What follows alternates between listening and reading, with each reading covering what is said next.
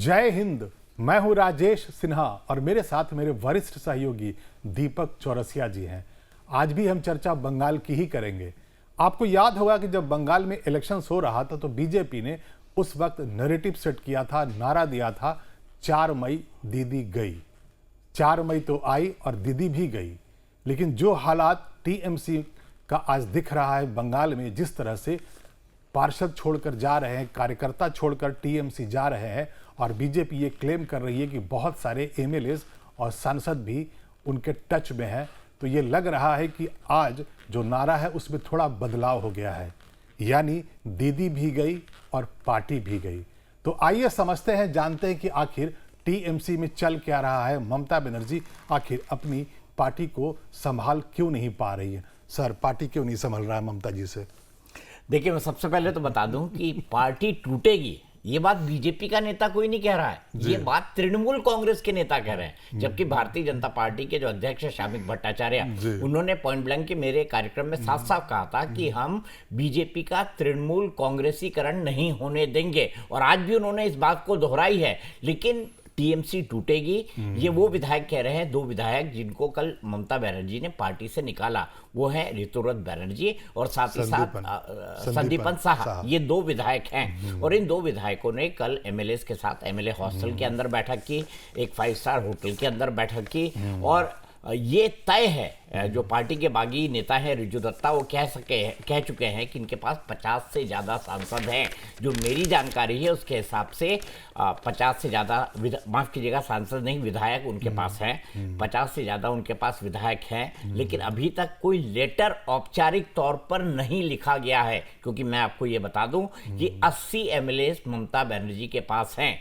2/3 बहुमत उनको चाहिए ताकि वो दल बदल कानून के दायरे में न आए, और ऐसे में उनको 54 विधायकों का समर्थन चाहिए। अब आप ये सोचेंगे कि 54 विधायकों का समर्थन मिल जाता है तो क्या वो बीजेपी में शामिल हो जाएंगे? बिल्कुल नहीं, वो एक अलग दल बनाएंगे विधानसभा के अंदर, और ऋतुव्रत बनर्जी को लीडर ऑफ अपोजिशन वो बनाने के लिए लिखेंगे, ऐसी जानकारी मेरे सूत्र दे रहे हैं। मेरे पास सवाल आ गया। हाँ, मेरे बिल्कुल, मन में बिल्कुल उद्धव ठाकरे वाला, उद्धव ठाकरे के साथ जो हुआ, अजीत पवार के साथ हुआ, लेकिन उद्धव ठाकरे और अजीत पवार में एक डिफरेंस था। वहां पर एकनाथ शिंदे ने शिवसेना तोड़ी, पार्टी तोड़ी, और एकनाथ शिंदे वहां मुख्यमंत्री बने। लेकिन यहां पर भारतीय जनता पार्टी के पास इतना बड़ा बहुमत है 2007 में ही रहना उनको पड़ेगा। जरूरत नहीं पड़ेगी। हाँ, उनको अपोजिशन में रहना पड़ेगा, लेकिन जिस कारण से शुभेंदु अधिकारी को लाया गया है कि तृणमूल कांग्रेस जो है वो वाकई ग्रास रूट, तृणमूल का जो अंग्रेजी शब्द होता है वो ग्रास रूट होता है, जमीन से जुड़ी हुई जो पॉलिटिकल पार्टी है वो वाकई ग्रास रूट से खत्म हो जाए। आज एक बड़ा इंटरेस्टिंग वीडियो है जो भारतीय जनता पार्टी ने सोशल मीडिया पर शेयर किया है। अभी तृणमूल कांग्रेस के वो लोग जो रिश्वत लेते थे, रिश्वत मांगते थे, उनके खिलाफ कंप्लेन भी हो रही है, कंप्लेन के साथ साथ उनके खिलाफ कार्रवाई भी हो रही है। तो तृणमूल कांग्रेस के कई कार्यकर्ता मतलब लोगों को इकट्ठा कर रखा है गांव के, और 5-5 हजार रुपए उनको वापस लौटा रहे हैं। जो कट मनी उन्होंने पहले ली थी 5-5 हजार की, और ये एक पक्का घर देने के नाम पर कट मनी ली गई थी, उसमें कट मनी बनती थी जो 5 हजार की बनती थी, वो वापस लौटा रहे हैं। तो आप समझ सकते हैं सत्ता परिवर्तन हुआ है। और मैं सिर्फ यही नहीं बोल रहा हूं, 54 विधायक क्या टीएमसी के बागी गुट के पास हो जाएंगे? मेरा यह मानना है कल तक ये 54 विधायक हो जाने चाहिए। 60 विधायक तो धरना में थे ही नहीं। आज 60 विधायक धरना में थे नहीं, 60 नहीं। आज कितने विधायक आपको पता है धरने में पहुंचे? 7 विधायक धरने में पहुंचे हैं, और 2 सांसद, जिसमें एक कल्याण बनर्जी पिट गए और दूसरी डोला सेन, और तीसरे अभिषेक बनर्जी जो नहीं आए क्योंकि वो तो ये कह रहे हैं ना कि उनकी जान लेने की कोशिश हुई, वो 2 अस्पतालों के अंदर भी भर्ती रहे। तो 80 में से 7, आप समझ सकते हैं कितना, कैसा स्ट्राइक रेट है। और ममता बनर्जी भी इस बात को जानती है, पहचानती है। कुछ ये जो एमएलएज और एमपीज हैं, ऐसा नहीं कि अभिषेक बनर्जी और ममता बनर्जी उनसे संपर्क करने की कोशिश नहीं कर रहे हैं, लेकिन ज़्यादातर लोगों के जो मोबाइल हैं वो अनरीचेबल जा रहे हैं, वो स्विच्ड ऑफ जा रहे हैं, और कुछ लोग ऐसे हैं जो ममता बनर्जी और अभिषेक बनर्जी दोनों का फोन नहीं उठा रहे हैं। इन तमाम लोगों का ये कहना है, हालांकि मुझे लगता है ये जुबानी जमा खर्चा ही है, कि ममता बनर्जी अभिषेक बनर्जी को पार्टी से निकाले। ये एक असंभव मांग है। ममता बनर्जी अगर अभिषेक बनर्जी को पार्टी से निकाल देंगी तो क्या सिचुएशन ममता बनर्जी की होगी, आप बहुत अच्छी तरह उम्र भी नहीं है। आप बहुत अच्छी तरह से समझ सकते हैं। तो एक असंभव मांग उन्होंने ममता बनर्जी के साथ सामने रखी है। हालांकि इन विधायकों का यह भी कहना है कि हमको ममता से कोई प्रॉब्लम नहीं है, जो प्रॉब्लम है वो अभिषेक बनर्जी से है। लेकिन अगर एक बार जब विधायक दल टूट जाएगा तो आप देखिएगा लोकसभा के अंदर जो उनके 29 सांसद हैं और राज्यसभा के अंदर उनके जो 13 सांसद हैं उनमें भी भगदड़ मचेगी। तो ममता बनर्जी तो बार बार यही कह रही है उनकी पार्टी को तोड़ा जा रहा है, तो जो एलिगेशन वो बीजेपी पे लगा रही हैं वो फिर सच साबित हो जाएगा। मुझे लगता है कि भारतीय जनता पार्टी, अगर मैं भारतीय जनता पार्टी का रणनीतिकार होता, जो मैं हूं नहीं, मैं एक पत्रकार हूं, भारतीय जनता पार्टी अगर तृणमूल कांग्रेस के वो लोग जो वही लेफ्ट से आए, जिनके बाप दादा लेफ्ट के लिए काम करते थे, उनके बेटे और उनके पोते जो है टीएमसी के लिए काम करने लगे, अब वही लोग अगर भारतीय जनता पार्टी में आ जाएंगे तो भारतीय जनता पार्टी के लिए मुश्किल वाला सबब होगा। वही सिचुएशन फिर से पश्चिम बंगाल के अंदर आ जाएगी। तो ममता बनर्जी की पार्टी से निकले हुए विधायकों से और जमीनी स्तर के कार्यकर्ताओं से जब तक बीजेपी 10 हाथ की दूरी नहीं बनाएगी तब तक मुझे नहीं लगता भारतीय जनता पार्टी वहां पर जिस तरह का देखना चाहती है प्रदर्शन वो अचीव कर पाएगी। तो मुझे नहीं लगता कि इस टूट के पीछे भारतीय जनता पार्टी सक्रिय तौर पर है। जैसे मैं कह सकता हूं एकनाथ शिंदे टूटे तो कहां गए, वो सीधे गुवाहाटी गए। कौन मैनेज उनको कर रहा था? हिमंता विश्व शर्मा मैनेज कर रहे थे। और जो तमाम लॉजिस्टिक्स उनको दी गई थी वो किसने दी थी? वो भारतीय जनता पार्टी के लोगों ने दी थी। लेकिन यहाँ औपचारिक तौर पर ऐसा कुछ दिखाई नहीं देता है। हालांकि ममता बनर्जी के लोग ये कह रहे हैं कि ऋतुवत बनर्जी तो सभी पार्टियों के अंदर रह चुके हैं, ये एक हकीकत है। पर ऐसे लोगों को ममता बनर्जी ने अपनी पार्टी में वेलकम करके उनको उनके पिता को और उनसे जुड़े हुए बाकी लोगों को बड़े बड़े पद दिए। तो ऐसा होता है और पश्चिम बंगाल की राजनीति में तो ऐसा ही होता है। जब कोई जहाज डूबता है ना तो चूहे भागते हैं। यहाँ पर एक पूरी की पूरी सरकार डूबी है, तो अगर सरकार डूबी है तो विधायक ही भागेंगे और वही विधायक भाग रहे हैं। लेकिन मेरा ये मानना है कि ममता बनर्जी को भी इस बात का एहसास था कि अगर सत्ता उनके पास नहीं रही तो विधायक उनके साथ टूटेंगे, विधायक उनके साथ भागेंगे। मुझे आज एक पत्रकार ने बड़ी इंटरेस्टिंग बात बताई, वो मैं आपको बता दूं। शुभेंदु अधिकारी, वो भी तो ममता बनर्जी के सबसे नजदीकी लोगों में से एक थे, सबसे पावरफुल मंत्रियों में से एक माने जाते थे। जब अभिषेक बनर्जी को ममता बनर्जी अपनी पार्टी के अंदर ले आई तो शुभेंदु अधिकारी ने एक बार अभिषेक बनर्जी के बारे में ममता से कहा कि भाई मतलब अब शुभेंदु की प्रॉब्लम ये थी मैं नंबर 2 हूं तो मैं ही दीदी का सक्सेसर बनूंगा। लेकिन बीच में आ गया अभिषेक बनर्जी, नाराजगी वहीं से शुरू हुई। और एक बार तो उन्होंने अभिषेक बनर्जी के साथ पैचअप मीटिंग की। लेकिन अभिषेक बनर्जी के बारे में माना जाता है वो इतने एरोगेंट थे कि वो लोगों से सीधे मुंह बात नहीं करते थे। एमपी लोग और एमएलए तो छोड़ दीजिए, एमपी लोग 4-4 घंटे इंतजार करते थे उनसे मिलने के लिए।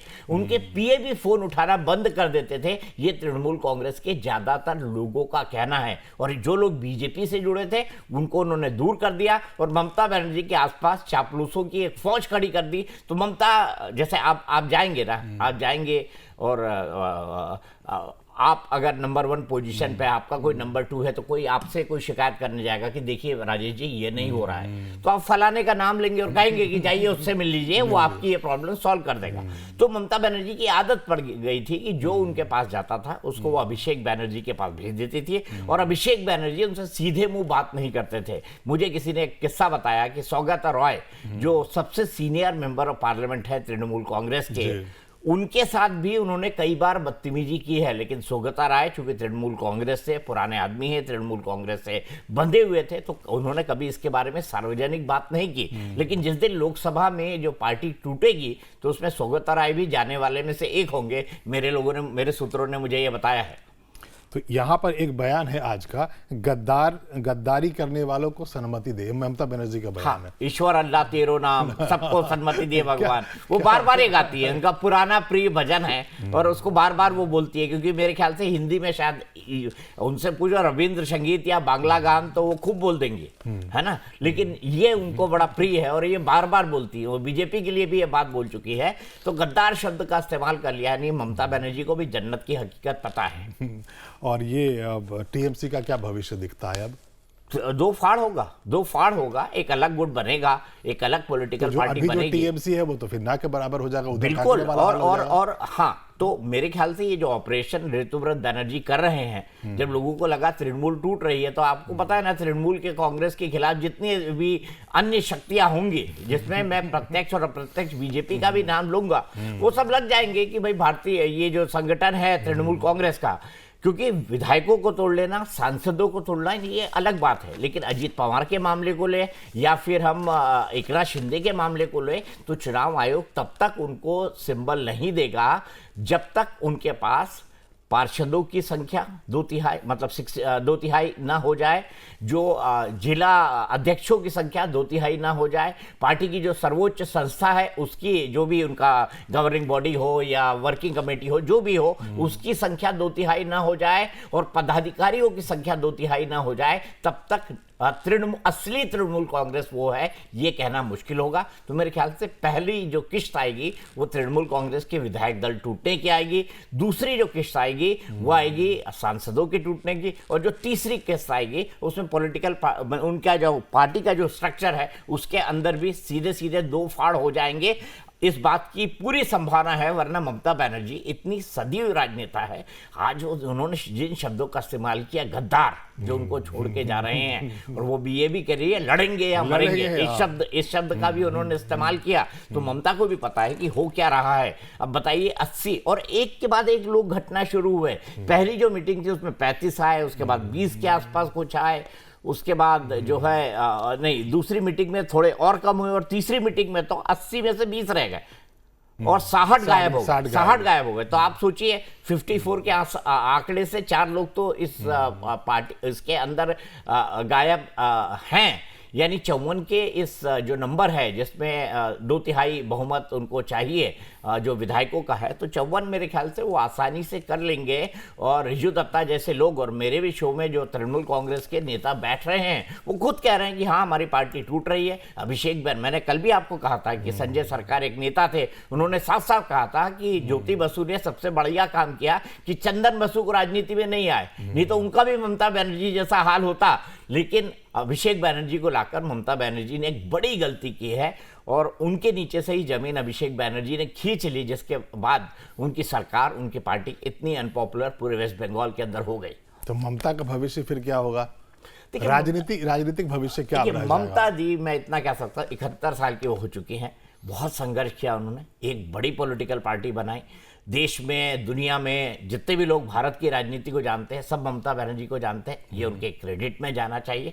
ममता बनर्जी इसी तरह संघर्ष करती रहेंगी। उनको तो प्राइम मिनिस्टर बनना है, उनको तो प्राइम मिनिस्टर बनना है। अब देखिए, वो उनका ये जो क्लेम है वो बहुत कमजोर हो चुका है। अब लोगों को अगर इंडिया गठबंधन को चलाना है, मैं ये भी बता दूं 8 जून को इंडिया गठबंधन की बैठक प्रस्तावित है, तो जिनको भी लगता था कि ममता बनर्जी प्राइम मिनिस्टर का पोटेंशियल है, मैं भी कहूंगा है, हिंदी भी बोल लेती है, बांग्ला भी बोल लेती है, अगर जीत जाती तो वो सबसे बड़ी कंटेंडर होती। उतना बड़ा नेता इंडिया गठबंधन के अंदर नहीं होता जो 4-4 बार पश्चिम बंगाल जैसे राज्य का मुख्यमंत्री जनता ने चुनाव, लेकिन अब उनका यह दावा हवा हवाई है, बहुत कमजोर हो गया है। और आज देखिए, वो अपने जो धर्मतल्ला में उन्होंने जो धरना किया, उसके अंदर वो बांग्ला में नहीं बोल रही थी, वो हिंदी में बोल रही थी, क्योंकि उनको बड़ी अच्छी तरह पता है। वो इंडिया को एड्रेस कर रही थी। हाँ, वो इंडिया को भी एड्रेस कर रही थी, भारत को भी एड्रेस कर रही थी, वरना जनरली वो हिंदी में बोलती थी, लेकिन 1-2 लाइन बोलती थी। आज उनका लगभग 80 या 90% स्पीच, जितना मैंने सुना है हमारे लाइव में बैठे, वो हिंदी में हुआ, तो ये बता सकता है।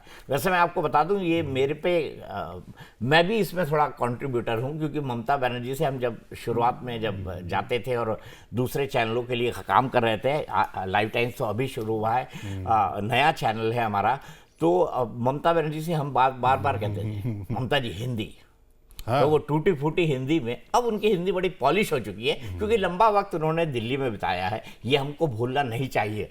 लेकिन ममता बनर्जी को जो लोग जानते हैं वो ये बहुत बड़ी अच्छी तरह जानते हैं, वो बहुत बड़ी लड़ाका हैं। लेकिन मुझे लगता है कि पहली बार लाइफ में ऐसा होगा कि ममता बनर्जी के हाथ से ये पूरा का पूरा सीन अब जाता हुआ दिखाई दे रहा है। ममता बनर्जी के हाथ से पूरा का पूरा सीन, पूरी पार्टी जाती हुई दिख रही है और इसीलिए अब एक नया नारा मार्केट में अब आने वाला है, दीदी भी गई और पार्टी भी गई। लेकिन बदलाव ये दिख रहा है ममता बनर्जी में कि वो आज बांग्ला में नहीं हिंदी में बात कर रही थी। तो इसका क्या मतलब है? क्या वो अब पूरे भारत को एड्रेस कर रही है? उन्हें लग गया है कि उनकी जो राजनीति है बंगाल में अब नहीं चलेगी, तो पूरे भारत को एड्रेस करके प्रधानमंत्री बनने का जो उनका सपना है उसे पूरा करना चाहती हैं। हम ऐसे ही वीडियोस आपके लिए लेकर आते रहेंगे, लेकिन अगर ये वीडियो आपको अच्छा लगा हो तो आप इसे लाइक कर दें और शेयर कर दें और इस चैनल को सब्सक्राइब भी कर लें। हमारा न्यूज़ चैनल है लाइव टाइम्स, उसका ऐप है प्ले स्टोर पर, आप वहां जाएं, डाउनलोड करें और देखते रहिए लाइव टाइम्स। तब तक के लिए धन्यवाद। सर आपका भी धन्यवाद। धन्यवाद राज भाई।